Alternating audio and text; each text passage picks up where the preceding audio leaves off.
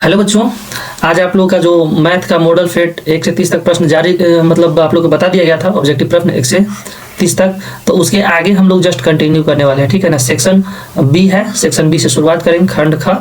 इसमें जो भी प्रश्न है उसका हम लोग के 8 प्रश्न दिए गए हैं। 8 में से हम लोग को 6 प्रश्न को बनाना है। 6 प्रश्न को बनाएंगे तो हम लोग के प्रत्येक प्रश्न 2-2 नंबर का है, इसलिए टोटल प्रश्न का अंक जो हो जाएगा 12 अंक, ठीक है ना। प्रश्न है टोटल 8, उसमें से हम लोग बनाना है 6 प्रश्न को, ठीक है। तो चलिए आइए एक एक करके हम लोग शुरुआत करते हैं। 31वां क्वेश्चन को हम लोग पहले बनाएंगे, ठीक है ना। तो चलिए इसको ना हम लोग साइड में ले लेते हैं, थोड़ा सा अलग जगह पे रख के बनाएंगे स्पेस में, ठीक है ना। चलिए यहाँ पर कर देते हैं। चलिए प्रश्न आ गया हम लोग का और यहाँ पे हम लोग सॉल्व करेंगे इसको। तो देखिए दिया गया संख्याओं 6 और 20 के अभाज्य गुणनखंड विधि से एचसीएफ और एलसीएम ज्ञात कीजिए, ठीक है ना। एचसीएफ और एलसीएम ज्ञात करना है हम लोग को। तो सबसे पहले इस 6 को हम लोग इधर साइड में अभाज्य गुणनखंड कर लेंगे। तो 2 से कट जाएगा क्या बार में, 2 3 6, फिर 3 से काट देंगे, क्या बार में चला जाएगा, एक बार में।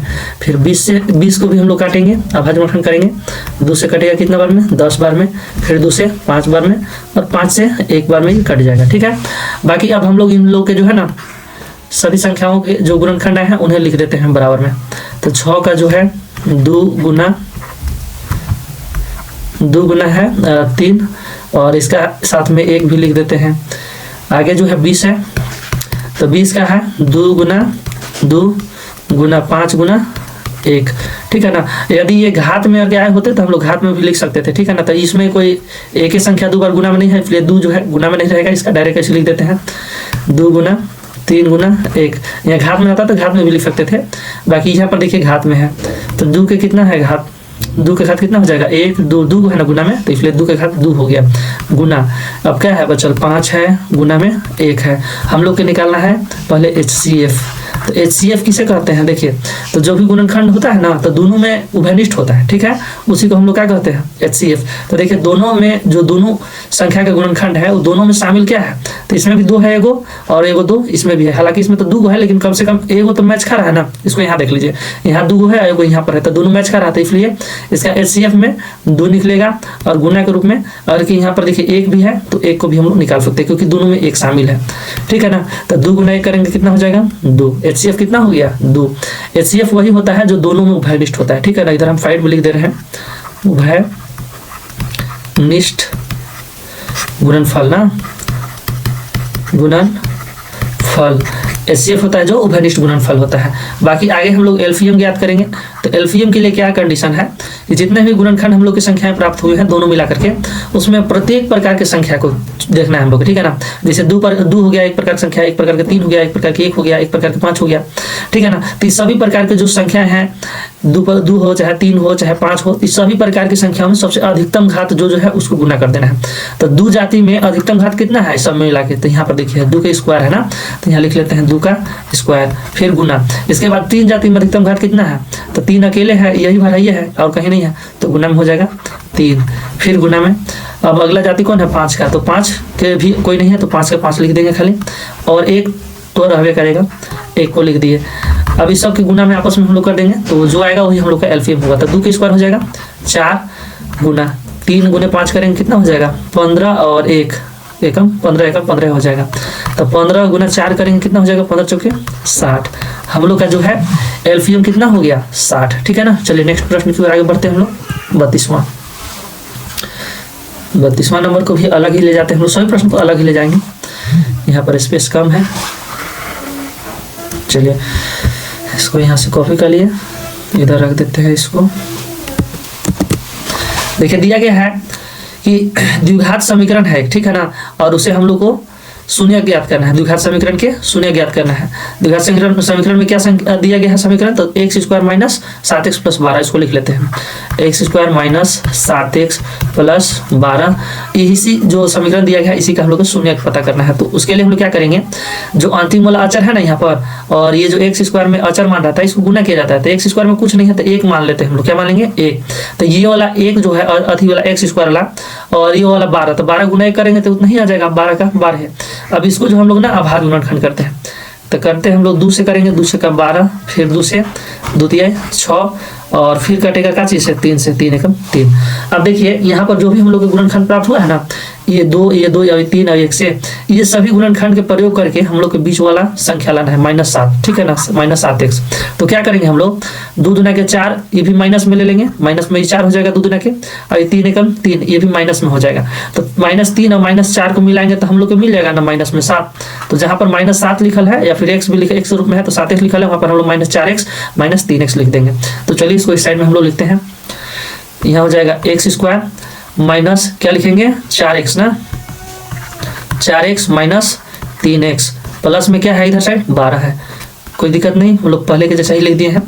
अब आगे क्या करेंगे, ये जोड़ा बना लेंगे हम लोग, ये x² के और ये वाला 4x के, और इधर साइड में 3x के और 12 के।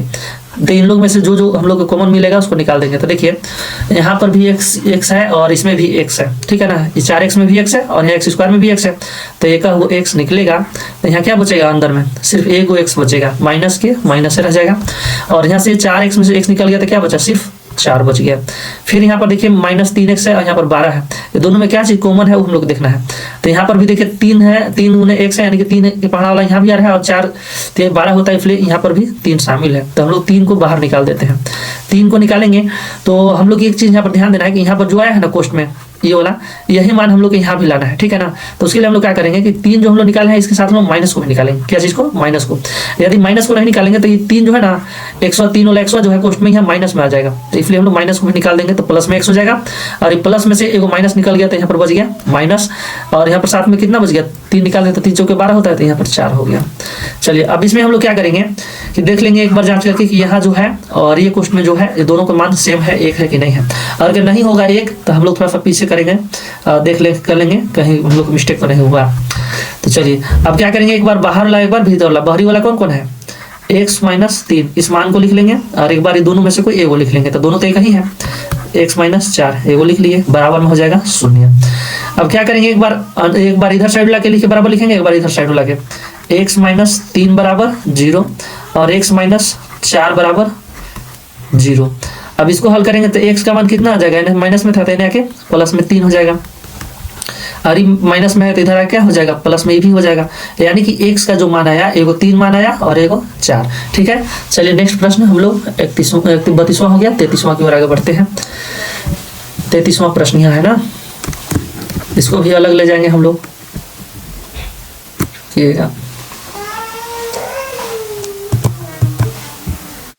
33वां प्रश्न है,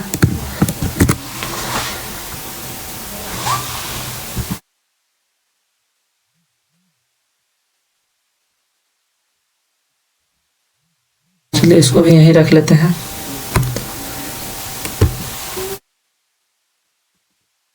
देखिए 33वां प्रश्न में है, एक स्तंभ का छाया, इसको रुकिए कलर्स थोड़ा करते हैं। एक स्तंभ की छाया की लंबाई स्तंभ की ऊंचाई के √3 गुनी है, ठीक है ना। सूर्य का उन्नयन कोण निकालना है, सूर्य का उन्नयन कोण निकालना है। जैसे मान लीजिए एक फिगर हम लोग थोड़ा सा बनाते हैं यहाँ पर, मान लीजिए कोई स्तंभ है, कोई खंभा है इस तरह से सीधा।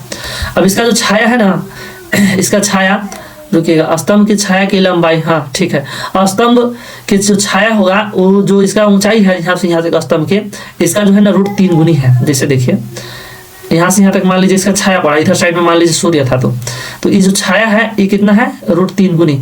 तो मान लेते हैं कि इसका जो ऊंचाई है x है, क्या है x, स्तंभ की ऊंचाई कितना है x है, तो छाया की जो लंबाई होगा कितना हो गया, √3x, यानी कि √3 गुनी ना है, तो √3x हो गया। अब कहा गया है कि साथ में कि इसका उन्नयन कोण ज्ञात करना है, ठीक है ना। किसका उन्नयन कोण, तो सूर्य का। जैसे देखिए यहाँ से यहाँ तक यदि हम लोग मिलाएंगे ना, तो यहाँ पर जो कोण बनेगा यही है सूर्य का उन्नयन कोण, इसी को हम लोग पता करना है। तो इसको हम लोग अभी मान के चलते हैं कि थीटा है, क्या है, थीटा। तो हम लोग के यहाँ पर जो खंभा की ऊंचाई कितना मान लिए x, और जो इसका छाया है कितना है, तो √3 गुनी है, यानी कि √3x हो जाएगा। थोड़ा सा नामकरण कर देते हैं, इसका नामकरण, a हो गया, b और ये है c, यहाँ पर समकोण होता है ना। तो चलिए अब इसको हम लोग किस तरह से मतलब व्यक्त करें कि हम लोग ये जो है यहाँ पर उन्नयन कोण का मान निकले। तो इसलिए हम लोग क्या करेंगे कि ऐसा संबंध पता करेंगे जिसमें कि ये शामिल हो जाए और इसका मान भी निकले। तो इसके लिए क्या करेंगे कि ये वाला जो है ना AB, यानी कि x क्या है, लंबाई है, खुटा के लंब है, क्या है, लंब, और ये वाला क्या हो जाएगा, आधार हो जाएगा BC। तो इसी से संबंध हम लोग पता करते हैं। यहाँ पर लिख देते हैं लंब बटा आधार, ठीक है। लंब बटा आधार बराबर फॉर्मूला क्या होता है, tan थीटा, tan थीटा, ठीक है ना। अब देखिए थीटा भी यहाँ पर कनेक्ट हो गया और लंब बटा आधार, ये दोनों भी एक दूसरे से संबंधित है, तो इन लोग का रिलेशन हम लोग यहाँ पर लिख लिए। लंब का मान कितना हम लोग माने हैं, x, लिख लेते हैं x बटा, अब इसके बाद आधार का मान कितना है, तो √3 गुनी x है ना, तो यानी कि √3x बराबर में क्या है, tan थीटा। अब देखिए ई x और ई x कट जाएगा तो क्या बचेगा, 1 बटा √3, ठीक है ना, बराबर tan थीटा। 1 बटा √3 किसका मान होता है, tan 30 डिग्री का, तो यहाँ लिख लेते हैं tan 30 डिग्री, ठीक है ना, tan 30 डिग्री बराबर हो जाएगा इधर साइड वाला tan थीटा। देखिए यहाँ थीटा है और यहाँ 30 डिग्री है, tan इधर भी है tan इधर भी है, तो tan tan गैप हो जाएगा, तो थीटा बराबर कितना आ जाएगा, सिर्फ 30 डिग्री। तो सूर्य का उन्नयन कोण कितना डिग्री का आ गया, 30 डिग्री का, ठीक है ना, यही हम लोग का हो गया आंसर। चलिए नेक्स्ट प्रश्न, 34वां प्रश्न हम लोग लिखेंगे, ऊपर हो गया। चलिए यहाँ से भी इसको ले लेते हैं।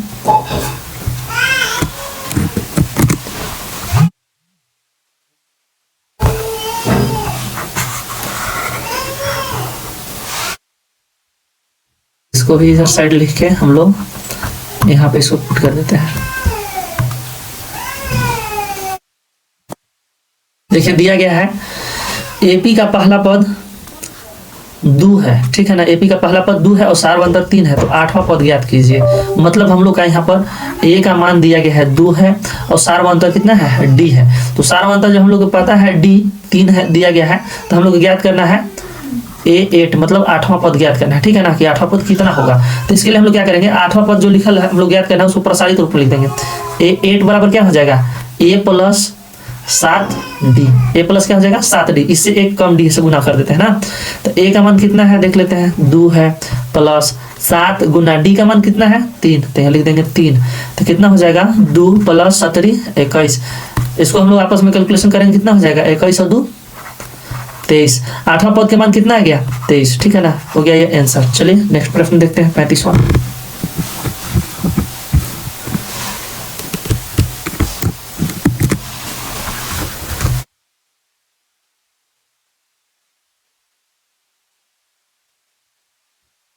देखिए 35वां प्रश्न दिया गया है,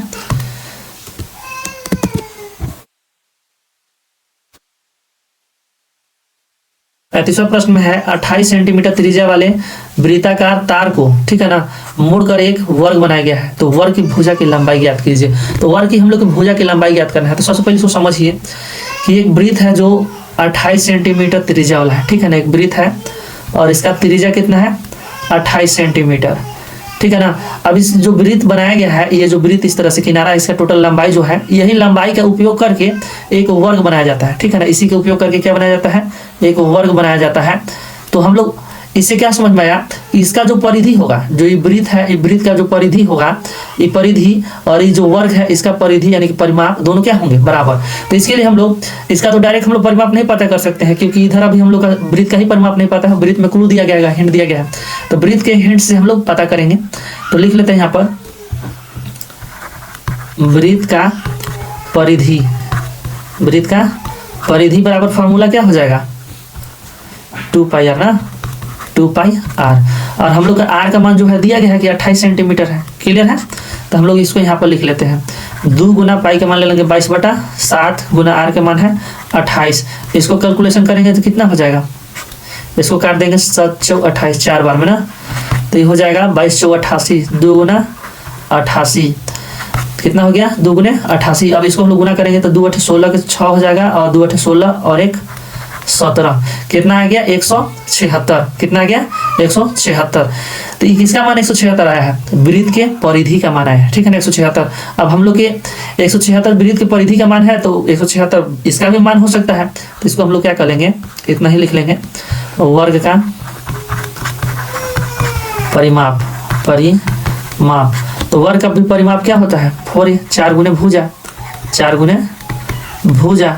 तो वर्ग का परिमाप जिधर दिया गया है उधर हम लोग उसका मान लिख लेते हैं, तो 176 दिया गया है, तो इसको इधर लिख लेते हैं 176 बराबर 4 गुने भुजा, 4 गुने भुजा हो गया। अब ये 4 इधर गुना में तो इधर काम हो जाएगा भाग में, तो भुजा बराबर हो जाएगा 176 बटा में 4। अब इसे हम लोग क्या कर देंगे, इसको काट देंगे, तो कई बार में कट जाएगा, तो ये हो जाएगा 4 चौका 16 और 4 चौका 16, यानी कि जो वर्ग है वर्ग के भुजा का मान कितना हो गया, वर्ग के भुजा का मान हो गया 44 सेंटीमीटर, ठीक है ना, सेंटीमीटर में है ना, ठीक 44 सेंटीमीटर हो गया वर्ग का भुजा का मान। चलिए नेक्स्ट प्रश्न हम लोग देखते हैं। अगला प्रश्न ये 35 था ना, 36वां नंबर हम लोग को देखना है। चलिए 36 नंबर को सिलेक्ट करते हैं।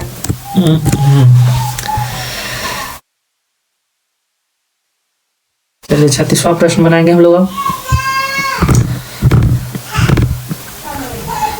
देखिए यहाँ पर हो जाएगा। देखिए 36वां प्रश्न में दिया गया है कि यदि R 5,6 है बिंदु, ए जो है 6,5 एवं बी जो है 4,y को मिलाने वाले रेखाखंड ए बी का मध्य बिंदु है, तो मान ज्ञात करना है। मध्य बिंदु है तो y का मान ज्ञात करना है, ठीक है ना। तो चलिए हम लोग इसको ज्ञात करते हैं। r जो है बिंदु, ये दोनों के क्या है, मध्य बिंदु है और इसको ज्ञात करना है। तो इसको समझिए कि एक रेखा है, ठीक है ना, सीधा है। यहाँ पर जो है a बिंदु है और इसका मान यहाँ पर हम लोग को दिया गया है 6,5। उसी तरह से इस रेखा का जो है b बिंदु यहाँ पर है और इसका मान दिया गया है 4,y है, ठीक है ना। और इसका जो है मध्य बिंदु है, यहाँ पर मध्य बिंदु दिया गया है और जिसे r से सूचित किया गया है, उसका मान कितना है 5,6 है, ठीक है ना। तो इसे हम लोग के जो है यहाँ से y का मान पता करना है। तो हम लोग y का मान पता करना है तो y बराबर फार्मूला आप लिखेंगे, ठीक है ना। y बराबर फार्मूला क्या हो जाएगा मध्य बिंदु के लिए, इस साइड लिखते हैं। y बराबर हो जाएगा y1 प्लस y2 बटा 2, ठीक है ना। अब हम लोग आगे बढ़ेंगे तो y1 का मान कौन हो जाएगा, यहाँ से देखिए ये हो जाएगा y1 और इधर हो जाएगा y2, यानी कि y का मान। तो y1 हो गया 5 प्लस ये कितना है, यहाँ पर 5 प्लस हो जाएगा और ये वाला y का y हो जाएगा, बटा में कितना हो जाएगा, ये वाला 2 हो जाएगा। और समीकरण में यहाँ पर y जो है ये वाला, ये r में जो मान है y का 6 ये हो जाएगा। तो इसको हम थोड़ा सा नीचे कर देते हैं। 6 बराबर हम लोग प्राप्त हो गया 5 प्लस y बटा 2। अब ये जो 2 है इधर तीसरा तीसरी गुना करेंगे तो क्या हो जाएगा, 6 दूनी के 12 बराबर हो जाएगा 5 प्लस y। तो y बराबर सिर्फ क्या हो जाएगा, इधर से 5 इधर आएगा माइनस में आ जाएगा ना, तो 12 माइनस हो जाएगा 5, घटाने पर हम लोग को क्या प्राप्त हो जाएगा 7, कितना प्राप्त हो जाएगा 7। तो y का मान कितना आ गया 7, ठीक है ना। ये हो गया हम लोग का आंसर। चलिए नेक्स्ट प्रश्न 37वां तरफ बढ़ेंगे आगे। 37 नंबर चलिए मिल गया यहाँ है और इसको हम लोग के यहाँ से कॉपी कर लेना है। 37 चलिए यहाँ से उठ गया ये प्रश्न। अब इसको हम लोग इधर सीरियल से रख देते हैं यहाँ पर। 37वां नंबर देखिए यहाँ पर दिया है, यदि प्रकाश की ऊंचाई 60 डिग्री है, प्रकाश की ऊंचाई 60 डिग्री, प्रकाश की ऊंचाई नहीं होगा, ठीक है ना, कोई प्रकाश स्रोत होगा। चलिए पूरा क्वेश्चन पढ़ते हैं। 60 डिग्री है तथा उनसे बनने वाले स्तंभ की छाया की लंबाई 20 मीटर है, यानी है, तब स्तंभ की ऊंचाई क्या होगी। मतलब रुकिएगा, इस तरह से हो सकता है। मान लीजिए कोई इस तरह से स्तंभ है सीधा, ठीक है ना, और इससे जो है लाइट निकल रहा है, प्रकाश लाइट वाला जो होता है ना स्तंभ खंभा, शायद उसी तरह का है। तो इसे जो है यहाँ से प्रकाश स्रोत निकलता है, ठीक है, और प्रकाश स्रोत निकलता है, तब इस खंभे का जो है ना छाया जो है 20 मीटर लंबा बनता है। तो 20 मीटर लंबा हम लोग इस तरह से, रुकिएगा एरो हो गया, इस तरह से इसका छाया बनेगा, ठीक है ना। फुल स्क्रीन करते हैं।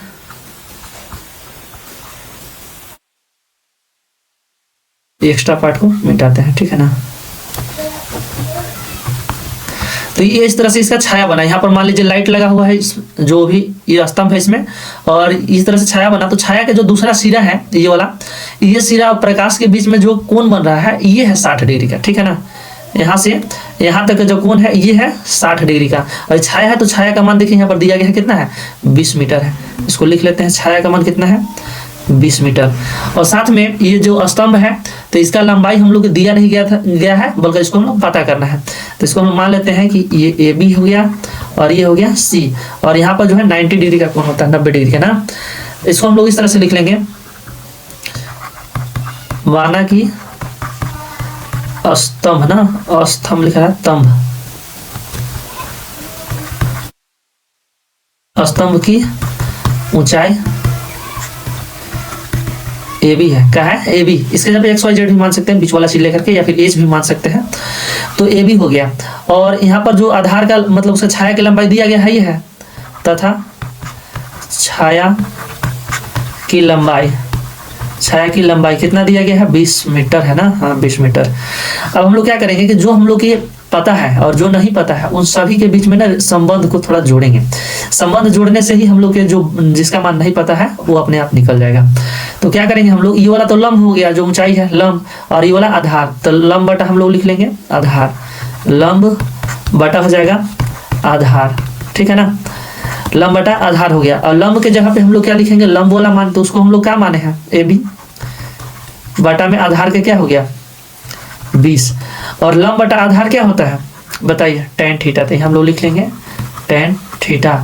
अब tan थीटा होता है, थीटा जब हम लोग क्या लिखेंगे 60 डिग्री, AB के हो गया AB बटा 20 बराबर tan थीटा जब हो जाएगा 60। अब tan 60 के मान हम लोग को पता करना है, AB हो जाएगा बटा में हो जाएगा 20 बराबर tan 60 का मान होता है √3, सुविधा के लिए बटा में 1, क्रॉस मल्टीप्लाई करेंगे तो AB गुना 1 करेंगे तो क्या हो जाएगा, AB एकम AB हो जाएगा, बराबर में हो जाएगा 20 √3 मीटर, यानी खंभे की जो ऊंचाई है वो कितना आ गया 20 √3 मीटर, ठीक है ना। चलिए नेक्स्ट 38वां प्रश्न की ओर आगे बढ़ते हैं हम लोग। 38वां किधर है जी, चलो वैसे पीछे रह गया है, चलिए इसको भी हम लोग यहाँ से उठा लेते हैं। 38वां प्रश्न, चलिए मस्त प्रश्न है, इसको भी हम लोग नीचे ले जाते हैं।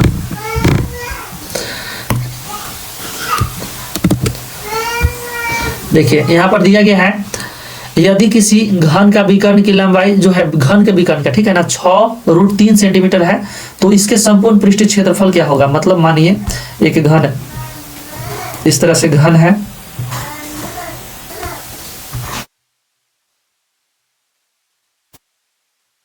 एक्स्ट्रा पार्ट्स निकल गया है, इस तरह से क्या हो गया घन, और इसका विकर्ण की लंबाई जो है ना, मतलब ई कोना से लेकर के इधर तक पूरा, ठीक है ना, ये घनाभ टाइप का दिख रहा है लेकिन घन मान के चलिए कि सब भुजा बराबर है, ठीक है ना, समझाने के लिए किया गया है। तो यहाँ से यहाँ तक जो मान है विकर्ण है, इसका मान दिया गया है कितना है, तो इसका मान है 6√3, ठीक है ना। तो इसको माध्यम से हम लोग सबसे पहला नंबर इसका भुजा का मान पता करेंगे, क्या के भुजा का मान, जो घन है घन के भुजा का मान पता करेंगे। तो चलिए जो मान हम लोग को पता है जो नहीं पता हम लोग के बीच रिलेशन को लिखते हैं, संबंध को। तो हम लोग के जो है मान दिया गया है, क्या चीज पहले दिया गया हम लोग के घन के विकर्ण, तो यहाँ लिख लेते हैं घन का विकर्ण, ठीक है ना, घन का विकर्ण।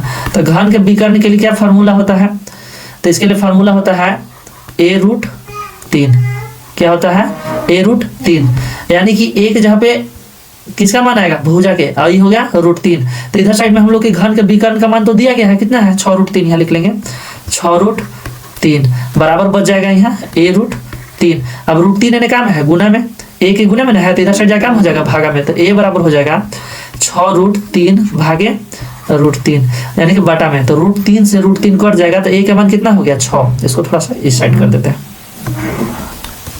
a का मान हम लोग को पता चल गया ना, a बराबर कितना होगा 6। अब हम लोग को पता करना है कि इसका पृष्ठीय क्षेत्रफल, ठीक है ना। तो पृष्ठीय क्षेत्रफल क्या हो जाएगा, घन का पृष्ठीय क्षेत्रफल, घन का पृष्ठीय क्षेत्रफल बराबर होता है 6 गुने भुजा स्क्वायर a स्क्वायर ना, तो 6 का 6 लिख देंगे गुना a स्क्वायर यानी कि 6 का स्क्वायर, 6 का स्क्वायर हो गया 6, और 6 का स्क्वायर कितना हो जाएगा 36। अब 6 6 के 36 हो जाएगा, 6 3 18 और 3 21, 200 सेंटीमीटर स्क्वायर हो गया। ये हम लोग का 38वां नंबर। बाकी वीडियो लंबा हो रहा है थोड़ा, ठीक है ना, तो हम लोग इसको सेक्शन बाई कर देते हैं। ए सेक्शन का एक वीडियो अलग बना था, अबरी बी का बन गया, अबरी बार जो है ना सी सेक्शन का जस्ट वीडियो इसके बाद अपलोड होगा। आप लोग बी वाला सेक्शन का भरपूर रिवीजन कीजिए बार बार और अच्छे से समझिए, ठीक है ना। कोई डाउट आता है तो कमेंट में आप पूछ सकते हैं। बाकी मिलते हैं नेक्स्ट वीडियो में।